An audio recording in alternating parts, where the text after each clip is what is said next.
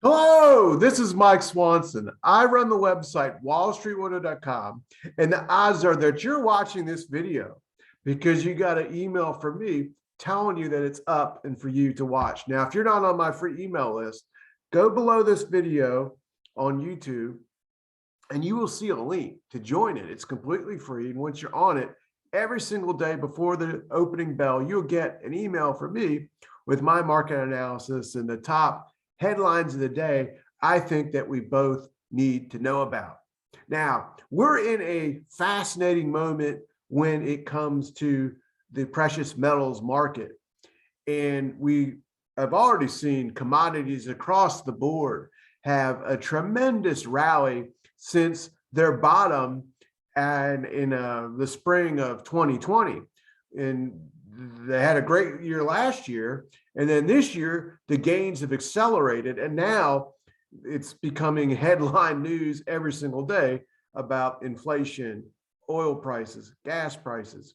But last year, the metals market didn't really go up. Gold and silver pretty much just sat there all last year. Now, this year, they did come alive. However, there is widespread doubt and worry in the gold and silver investment community about this move. A lot of disbelief that this move is the real deal. One reason that people are worried is because while gold ran up to 2000, it has since dipped back down to 1900, 1950, 1920, and doing this kind of movement. And that's generating a lot of anxiety. And I'm here to tell you that the gold breakout through 1850 that preceded that rally to 2000 and suggested that this isn't just simply a rally, but the start of a new bull run has been confirmed. And I'm going to show you in this video an indicator that confirms the move.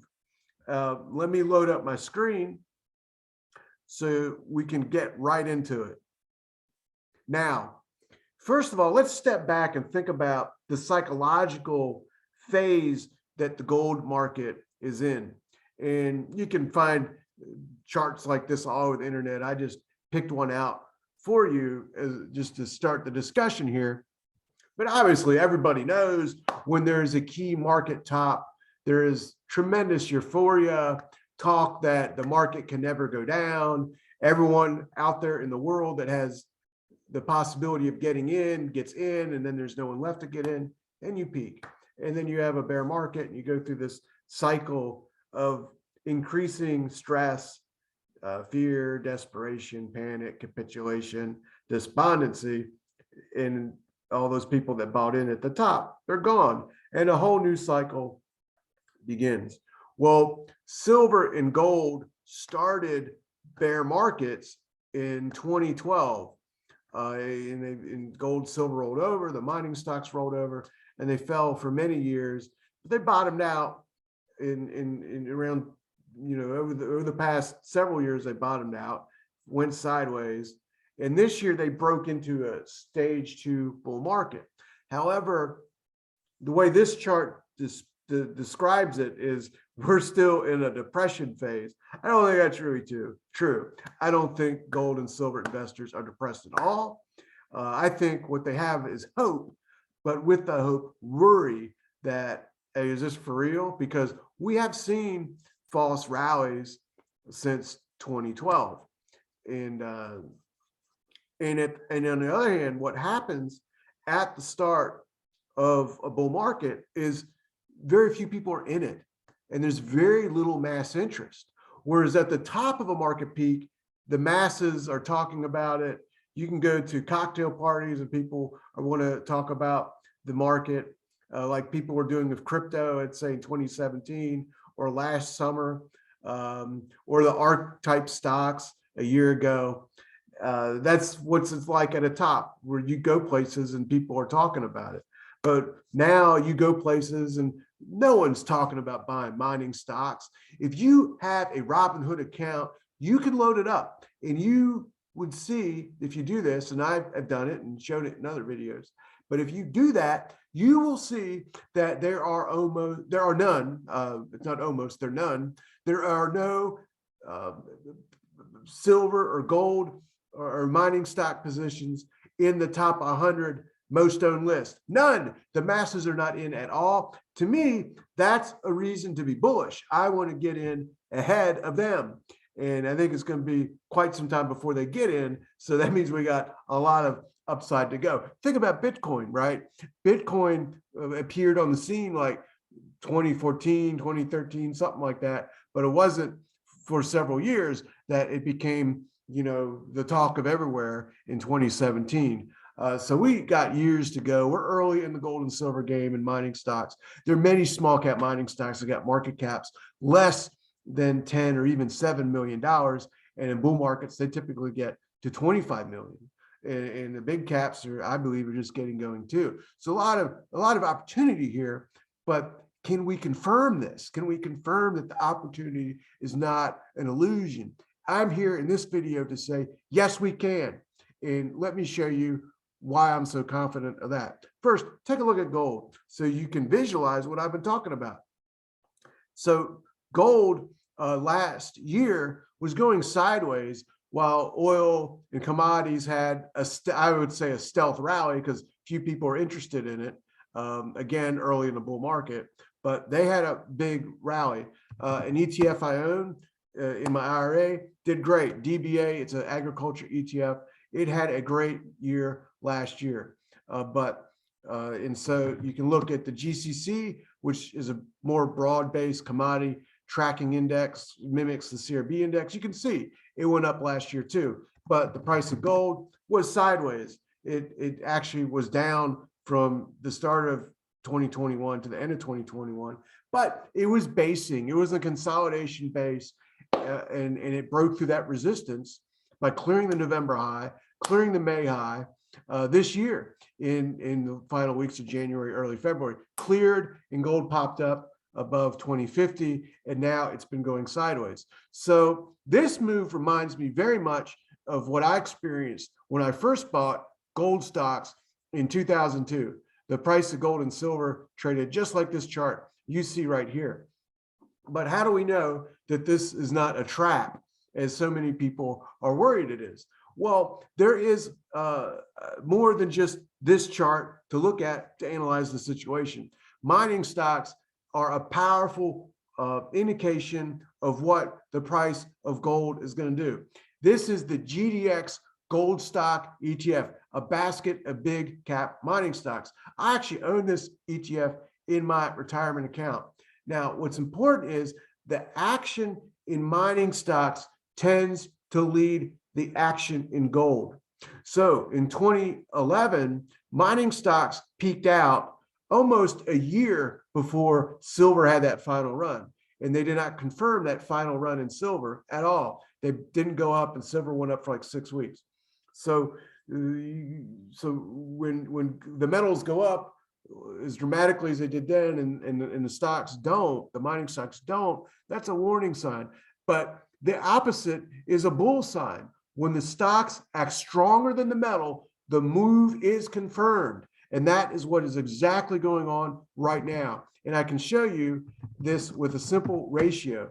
GDX divided by GLD. It's dividing the price of GDX with the price of GLD, the gold metals ETF. So when this ratio goes up, it means GDX is outperforming GLD.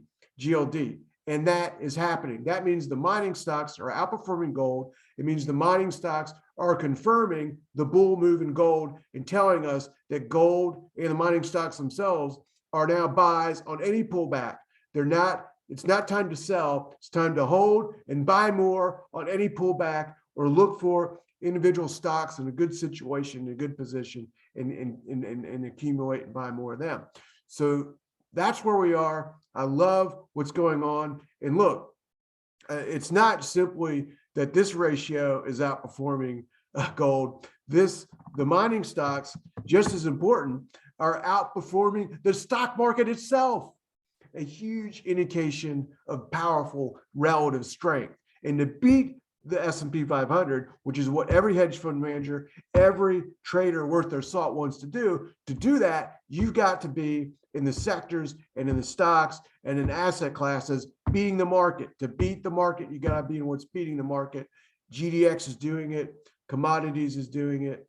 And that's why this is just starting. It's only February or March, and we're heading into April. And I think this is going to just continue like this for the rest of this year. So let's step back, okay, and talk about other stuff for a moment.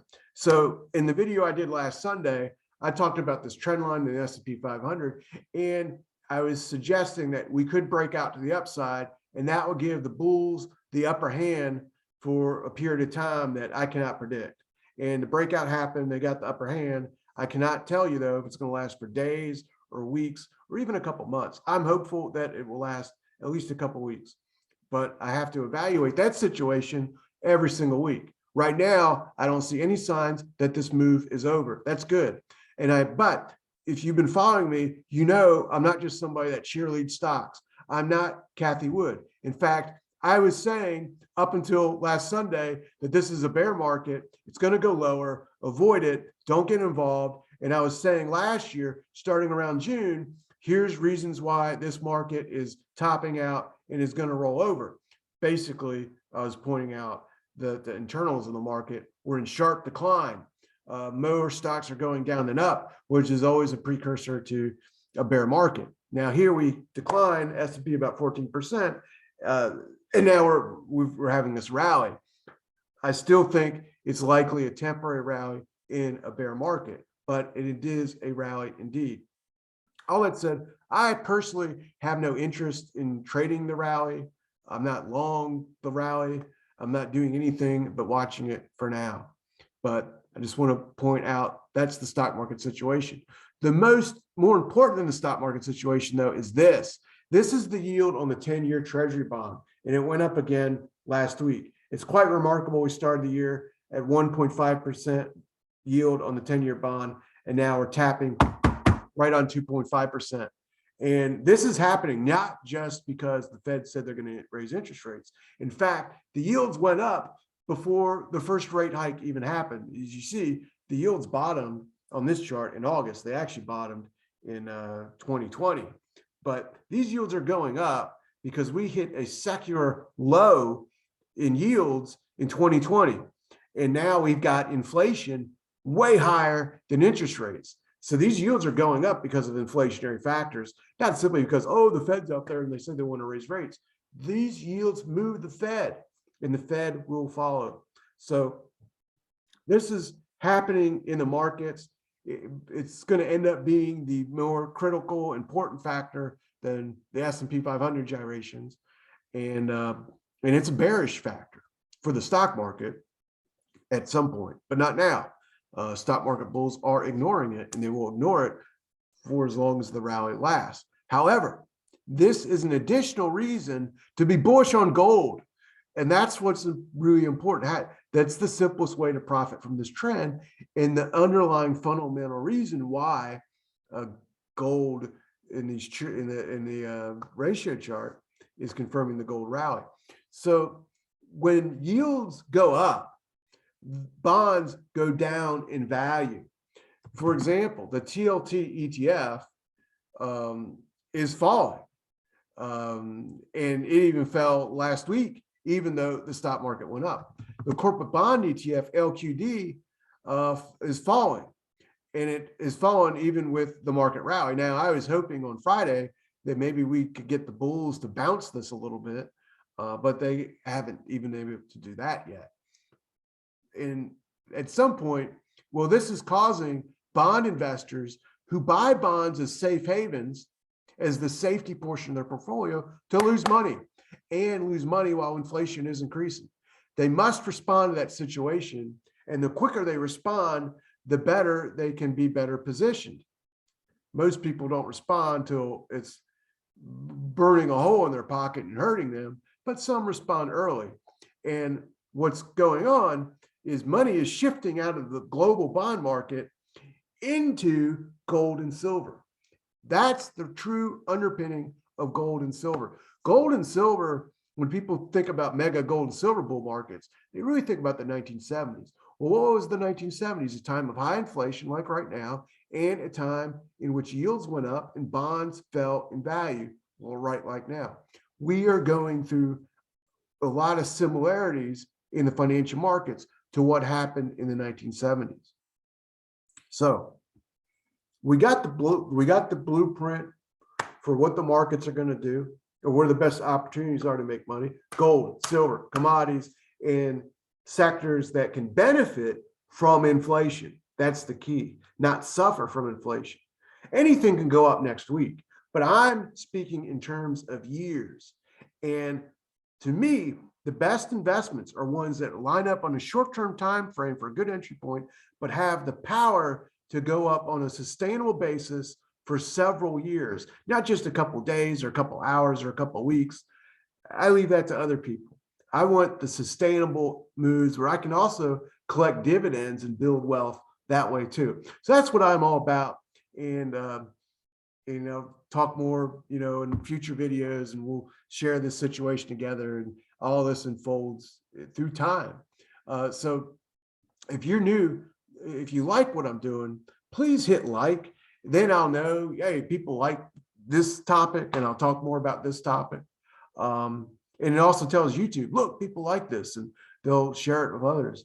Now, if you're new and first time you ever seen me, click the subscribe button. Click that subscribe button, and then click the bell next to it. Click subscribe, click the bell, and then YouTube will send you an alert as soon as I put up the next video. And we're heading for an interesting week. We'll see how things, what happens, and have a good trading day and a good week for us this week.